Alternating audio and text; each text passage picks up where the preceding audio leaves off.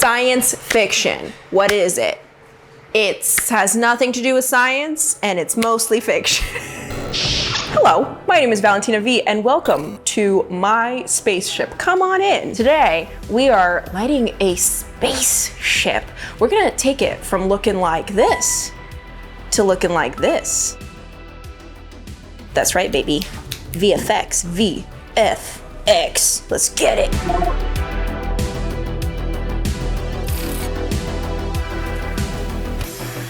For the first time, I think in 4-minute film school history, we're doing VFX, which is why I'm not making it hard on myself. Not Steadicam, not shaky cam, shoulder rig, it is gonna be on sticks. So why are we doing VFX? Well, as you can see here in the cockpit of the spaceship, it is green screen. Ideally, you wanna put the entire world, the entire universe out there and replace the green screen. So what I wanna do is I wanna have a shot right here.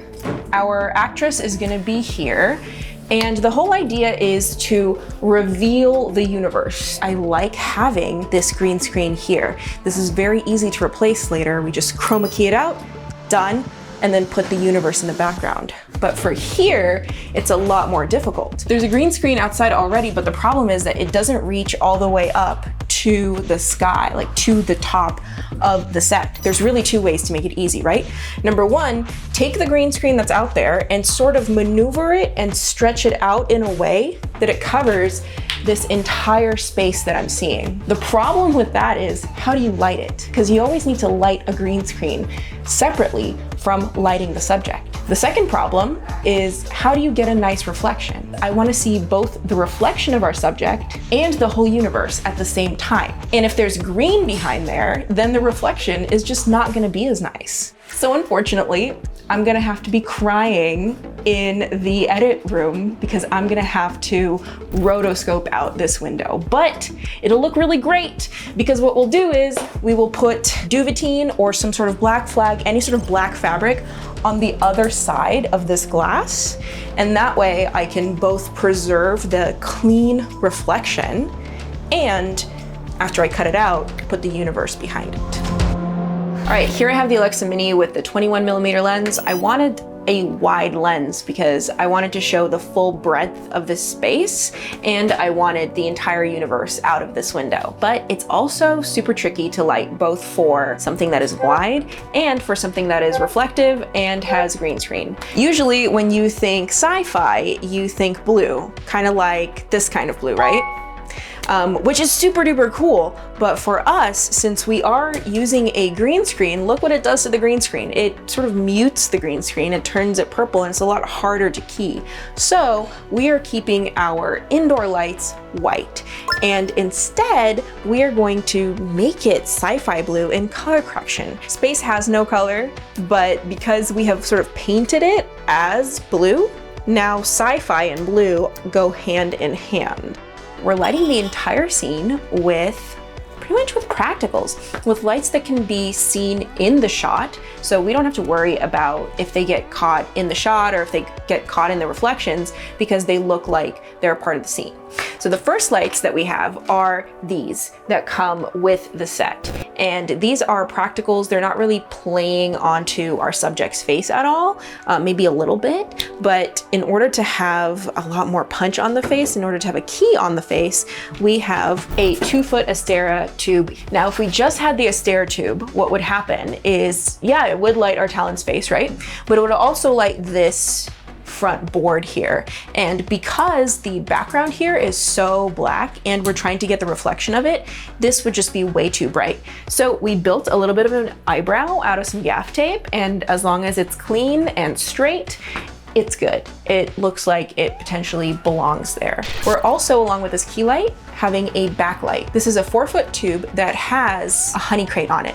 That honey crate is going to send the light directionally because we really just want it to be a backlight. We don't want it so much to ping all over the walls. Now, the tricky part here, the part that we're gonna have to coordinate, we have to even out the intensity of that key light with the intensity of these buttons. So therefore, the key light right now is at only 12% to match with the intensity of the buttons. But when I tilt up over here and look at the reflection, that key light is just not punchy enough for us to be able to get the face in the reflection. That only happens when the key light is at 100%. So we're gonna coordinate as we are panning over to our space age over there, we're gonna simultaneously increase the intensity of that key light. We are underlighting because when you are operating controls in a cockpit and you're trying to like go out into space, are you gonna have your cabin lights on? When you drive your car, do you have your cabin lights on? No, but you do have the controls in front of you on, right? We're just exaggerating that look. And of course, when we're actually looking at it the way that you're looking at it,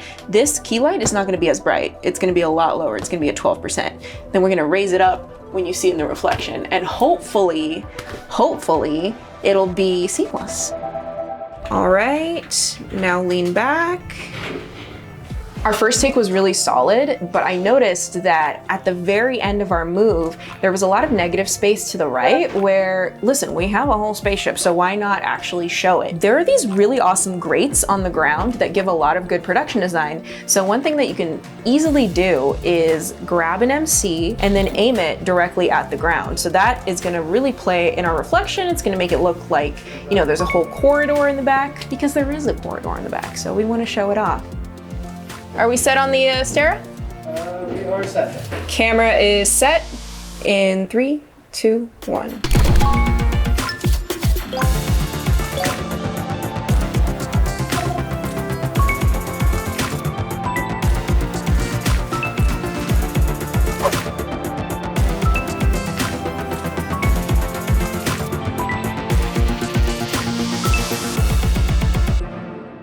And cut. That was awesome.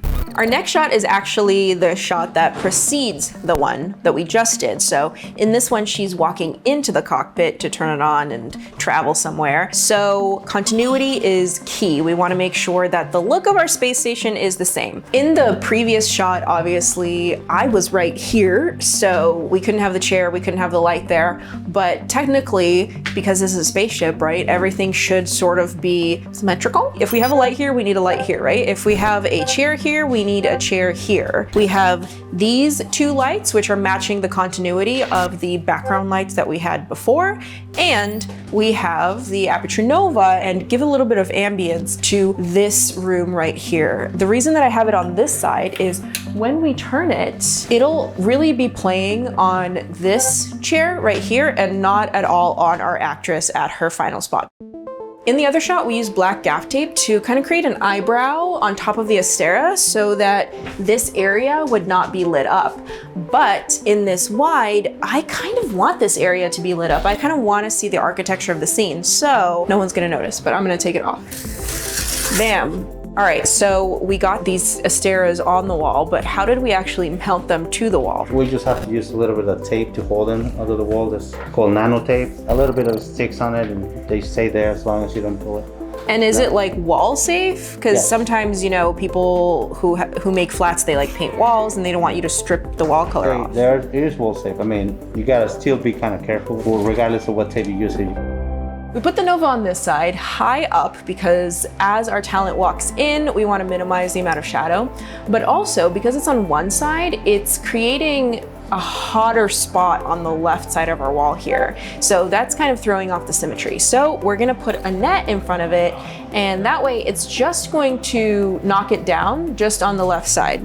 As you can see, they have a frayed edge here so that when you put that edge up, it's not like a harsh line.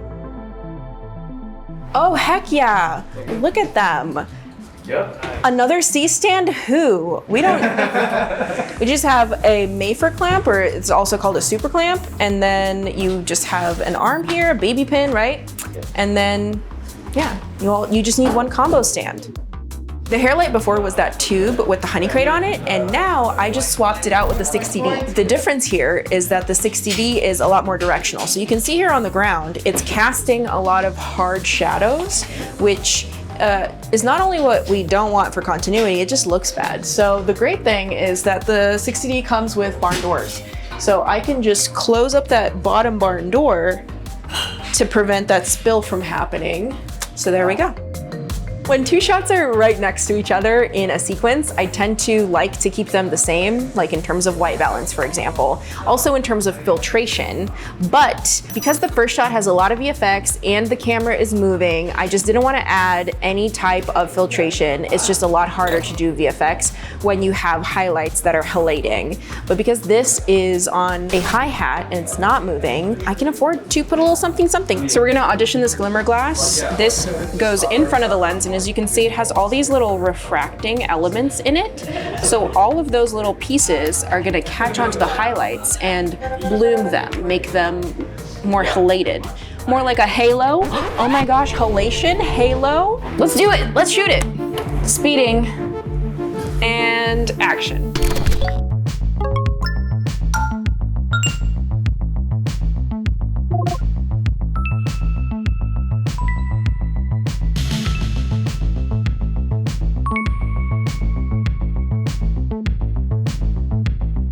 Here I am in my edit bay. This is where I did the VFX. I did it myself and I'm not a VFX artist, so don't roast me for it. But essentially what I did, I took the footage and I rotoscoped the windows and I rotoscoped her body out. For the window that was green screen, I didn't have to rotoscope, I just keyed it and her face keyed out perfectly. Then I used Red Giant's trap code particular to generate a universe of 50,000 stars. I used a 3D camera that I tracked through the inside of the cockpit so that I could have an anchor point for how my stars were going to interact with the cockpit itself, but then I also gave them a little bit of wind in the parameters section of particular so that it would look like the cockpit is going through space when in fact it's actually the stars that are going around it. My favorite part is the very last bit where you could see her reflection and the stars. I think that that's a really compelling image, and that's why I did the black with the reflection instead of doing the green on the big window.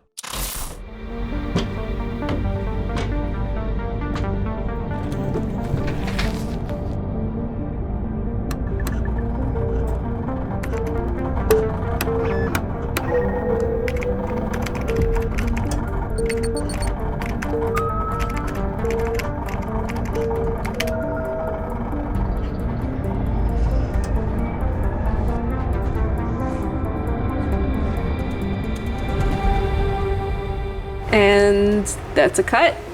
That's a wrap, everybody. Woo! Yep, the episode's over. I know, it's never been 4 minutes.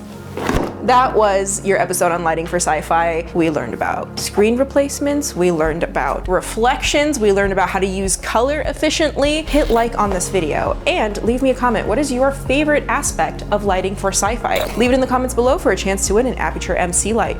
My name is Valentina V. This has been Aputure Lighting Breakdowns 101 Film School Situation. Also, let me know what this show should be called, because it's never been 4 minutes, and it is film school, but it's not really. It's like more than film school, and I don't know what it's called, so let me know. Give me some hints in the comments below. Until next time, happy shooting.